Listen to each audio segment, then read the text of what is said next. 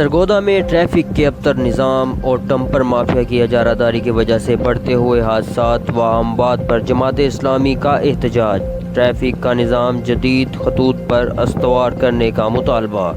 صلح امیر جماعت اسلامی اویس قاسمۃ اللہ نے اس حوالے سے پریس کانفرنس کرتے ہوئے کہا کہ سرگودا میں ٹریفک پولیس کے عملہ کی کمی اور نظام ٹریفک وقت کے تقاضوں سے ہم آہنگ نہ کرنے کی وجہ سے مسائل و جان لیوا حادثات بڑھتے جا رہے ہیں، جبکہ آبادی میں اضافہ کے تناظر میں یہاں عملہ ٹریفک میں اضافہ بھی ضروری ہے، مگر آج اس ڈویژن ہیڈ کوارٹرز میں محض 171 افراد پر مشتمل ٹریفک عملہ سسٹم کو کنٹرول کرنے میں مکمل ناکام دکھائی دے رہا ہے۔ انہوں نے کہا کہ تقریباً 3 دہائی قبل یہاں ٹریفک عملہ کی تعداد 272 تھی، جس میں وقت کے ساتھ ساتھ اضافہ ناگزیر تھا، مگر یہاں صورتحال یکسر مختلف ہے۔ انہوں نے مطالبہ کیا کہ ٹریفک عملہ میں اضافہ کے ساتھ ساتھ ایس پی ٹریفک کی تعیناتی عمل میں لائی جائے اور بڑھتے ہوئے ٹریفک حادثات و اموات کی روک تھام کر کے عوام کی جان و مال کا تحفظ یقینی بنایا جائے، ورنہ احتجاج کا دائرہ کار بڑھا دیا جائے گا۔